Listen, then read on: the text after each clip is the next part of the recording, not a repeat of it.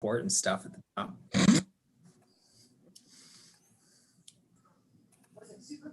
Okay, so we're live. Welcome. We're letting Sean start letting in the advocates as well. This is a meeting of the Early Childhood Subcommittee. We'll be taking up two bills today, House Bill 1307 and House Bill 1166 for consideration for voting.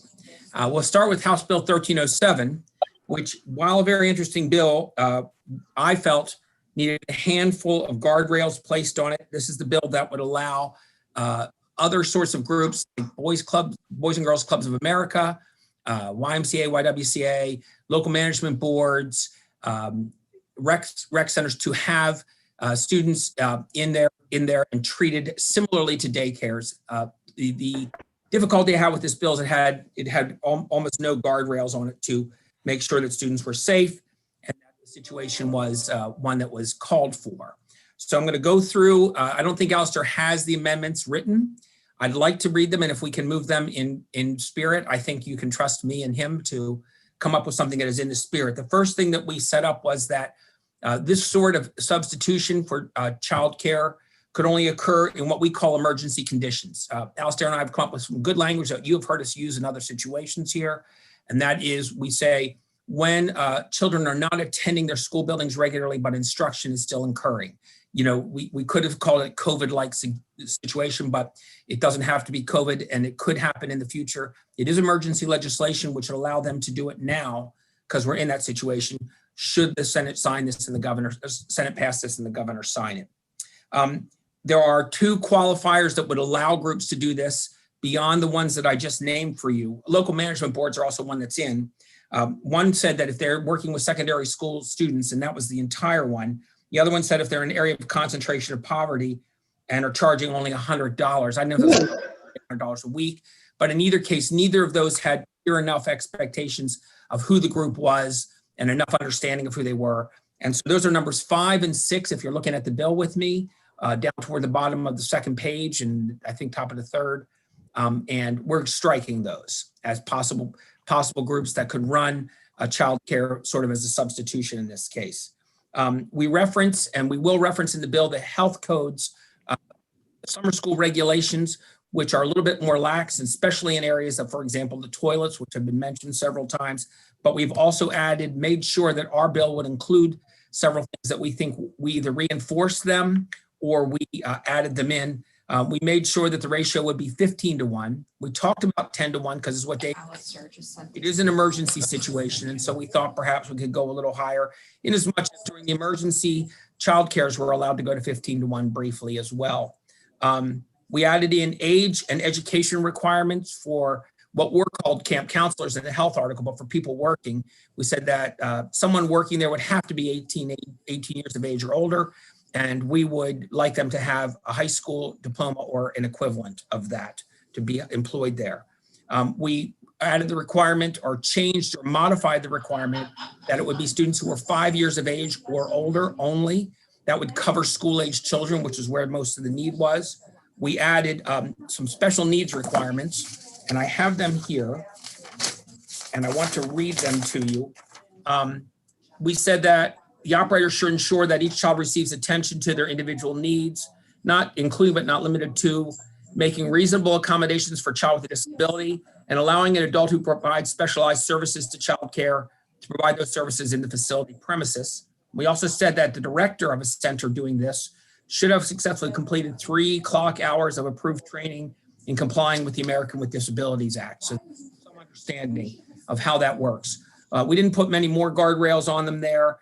We don't complete IDEA, but certainly that indicates that should be followed. We also added that oversight of background checks is in summer camps is done by the director of the summer camp. They collect them and they review them. This is a more serious situation, so we wanted oversight of background checks, oversight and collection of background checks. However, it's done normally for child cares to be done similarly for them by MSDE, by the State Department of Education, in the same way they do for others. Alistair, have I missed anything? I think that covers everything, Mr. Chair. Okay, we'd like to make that one big fat amendment, but I'm at this time, I'd like to know if there are questions or concerns. Delegate Wilkins. Thank you so much, Mr. Chair, and everyone who diligently worked through just the collective goal that we all have and some of the concerns. The only concern that I do have about this is that I think we can all admit that in this crunch of session, we are kind of rushing these changes a little bit and haven't really had the opportunity. Clearly, can't see the amendments at the moment. And so I feel a little discomfort around making this something that's permanent for future emergencies. I think that if we had, if we had like worked on this for a while and really felt super comfortable that this was, really great and ideal, I would be okay with that. But I really feel that this should be like a year sunset it. We can come back. I think that we've learned through this process that we probably want to actually take a look at the regs more deeply in general. And this may be the best way, but it might not. And just given the crunch, I just want to suggest that we make this a year sunset and that we come back to it and try to improve upon it as needed. So I want to be sure I understand. And by the way, you're right. A bill with this high number came to us late and we are working real hard on it. By year sunset, you're saying amend and a year sunset and let it go for a year and then see if we still want it after that. Is that what you're suggesting? Right, exactly. Because it sounds like what you were saying was that this would just apply in any emergency. Instead of that, I would love for us to just sunset this and give ourselves a little bit more time to just make sure that these are all of the right approaches, and then we can come back and make some fixes next year if we. So again, I want to clarify, you're using the term sunset. Are you saying we should hold the bill and not pass it? Or are you suggesting that we pass it this year with a clear sunset in it? Oh, I'm saying we should pass it this year with a clear sunset. Like, so it would be in effect, let's say, until next April or something like that, until April 1st next year or something like that, so that we have time to come back and, see what works, what doesn't work, and amend it if needed. Okay. Alistair, you're sending me a note here. Do you want to just tell everybody what you're saying a little bit so that we understand where we stand? Yeah, I think we're not going to have every bill in time for committee's vote at 3:45 or 4 when we're voting today. So I think there'll be another voting session at some point. So potentially we could hold this, wait for the amendment to be developed and vote on it at that point. So depending upon the mood of the subcommittee here, we could just wait so we could see the amendments and we could squeeze in a subcommittee meeting between two voting sessions today. Or if you're confident that what I read is okay and we decide to add on Delegate Wilkins' suggestion that we let this be good for a year and then it would disappear or possibly be revisited, we could do that. Delegate Lasanti. Thank you, Mr. Chairman. The issue of future emergency, how are you looking to define that? Is that a state of emergency that is declared by the governor? Is that a state of emergency that is declared by, let's say, a county executive? And I think that's very critical because sometimes it can be a very short-term use if there is let's say a natural disaster or something like that, where you have to utilize a already predetermined disaster plan where some of these facilities for childcare may be needed in that type of situation. And I think we need to draw a distinction there so that those situations don't get pushed out of the bill. Yeah, I fully understand that. And I think really the problem we had in the fall that these groups were trying to cure and working toward it in good conscience was that there were children who would have otherwise been in school but were home, maybe being left home alone, not really getting any help, and that they could provide that for them. But it would be that special group of school-age children who really wouldn't have been expected. So we came up with our own language. We didn't use state of emergency. What we said is it would be a situation where students were not attending the school building, but instruction was still occurring. I wouldn't expect these groups to step up and do what they're planning to do because they're going to help kids through lessons. In the event of a catastrophic snowstorm, schools just close and everybody makes up with it. People stay home from work more, and that's an entirely different situation. So I really felt like that definition kind of captured it rather than a but state of emergency. Mr. Chairman, I will just add to you, though, that there are other states of there are other situations that when we write, to me, when we write this type of law, that we have to take into consideration. Let me give you two. One, a tornado, something like that demolishes a school building, that then you have to make alternative accommodations for. Another one, a mass shooting where a school is closed for a very long period of time. So there are other situations that could occur so I just want to make sure that when we write that language, that it is not so prescriptive, that we don't leave for those options that can occur sadly in the course of Alistair, do you feel like the two situations that Delegate Lasanti described would be captured by our language? In other words, I suspect if there was a school shooting and they closed schools nowadays, now knowing what we know now, there probably would be an attempt to virtually educate kids that were not coming back, or if there was, the building was damaged so badly that it couldn't be used. Do you feel like our language would cover that, or do we need to tweak it a little bit? I think it likely would. We did not put a date cap on it, Delegate Lasanti, but in Delegate Guidance Bill, HB 714 that this subcommittee passed earlier, there was a 10-day date limit that it would only come into effect if a school was closed for 10 school days or more. So right now the language is a prolonged closure, which would be up to MSDE to certify these groups, because that is who's doing the certification. And, honestly, because these groups are only going to be able to get the certification in case of a prolonged school closure, there's not really going to be time for a very brief emergency for them to become certified. And I would just think it'd be the ones that are existing are going to maintain it until, like a Boys and Girls Club, for instance. Once they get certified, they're going to keep that active until, for one, soon. But And we had no run out on them, except unless the situation, like, for example, if we were to go back to school in what would be considered normal attendance next year, then they'd no longer be eligible. That it would terminate at that point, their eligibility for this. Did we answer your questions? Delegate Wilkins. Thank you, Mr. Chair. I just wanted to add, I don't mind voting on this in concept. I was just flagging that I feel it's important to end the program, sunset the program, let's say April 1st, 2022, since we're kind of crunching, we're doing the best that we can, but we're kind of crunching. I don't know that we should just have this keep going. Okay. I think we should take that moment next year, but I don't mind voting in concept. So this is a little complicated because I've suggested a bunch of amendments, but I've heard Delegate Wilkins suggest something also in concept. We can take them as a group. I would say not April. I would say let them go through the end of the school year, make it June 2022. But if anybody wants to make a motion to take up all those amendments as one in concept, I'll take that. If we want to peel something off and talk about that, or if someone wants to hold, and then I would like to get this bill, out on the floor. So we would probably meet.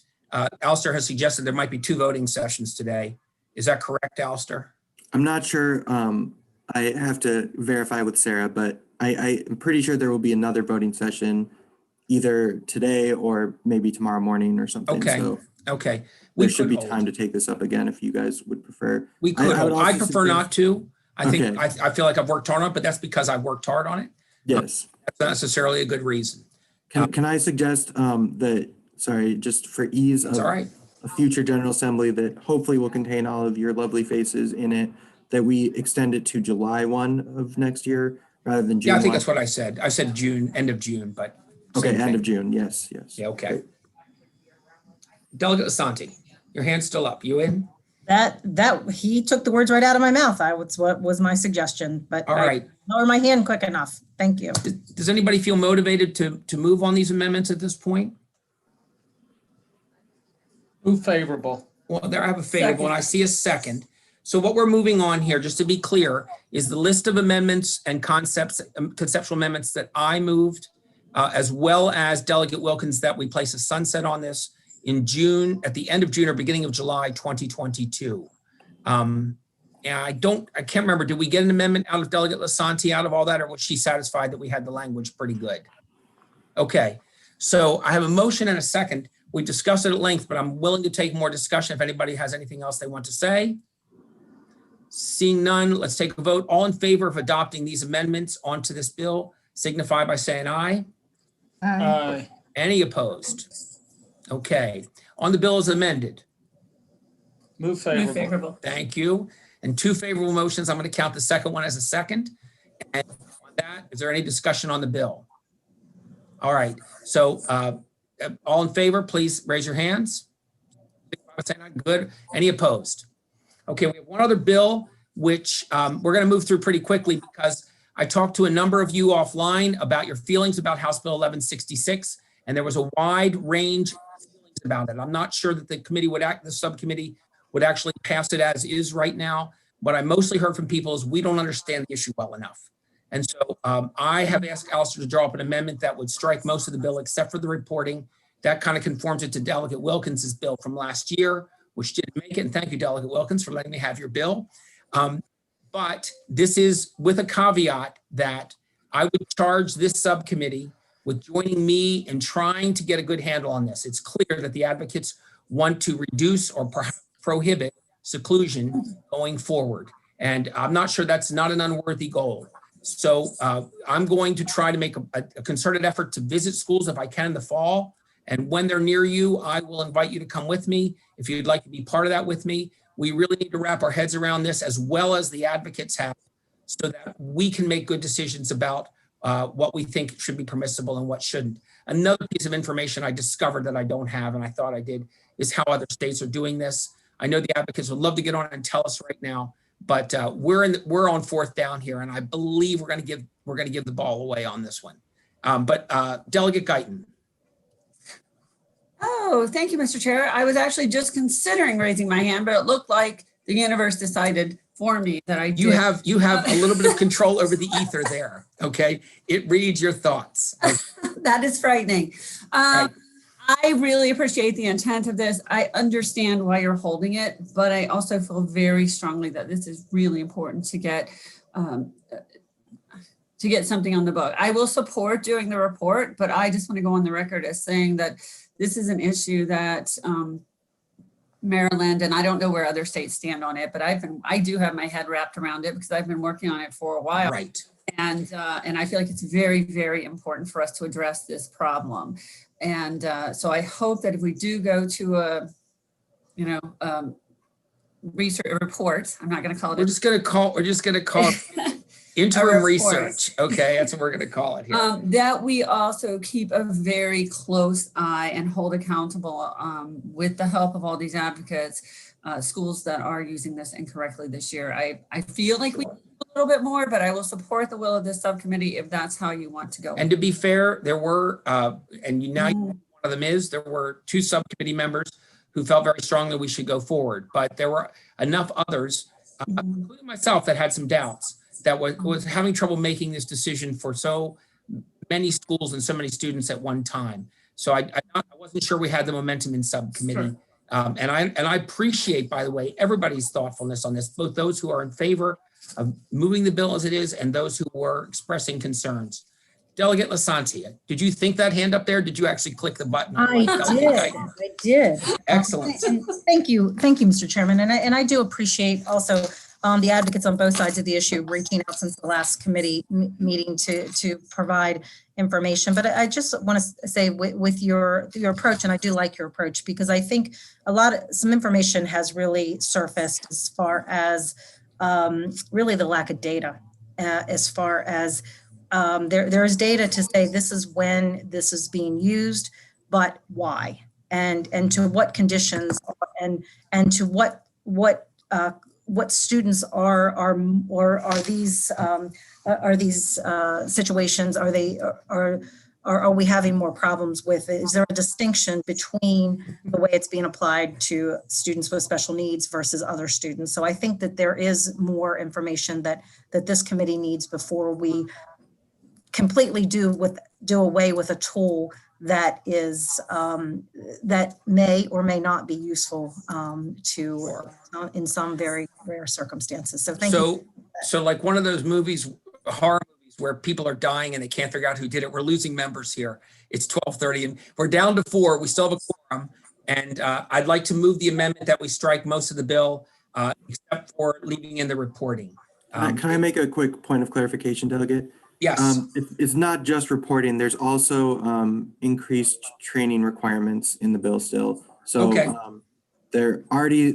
People already have to be trained in positive behavioral interventions, but Yes. now that training has to be evidence-based, include trauma-informed interventions, and remedy identified gaps that the state superintendent is identifying in current training. And in So most addition, of what we're striking is the requirements of the professionals for the seclusion in this case. that's right. Okay.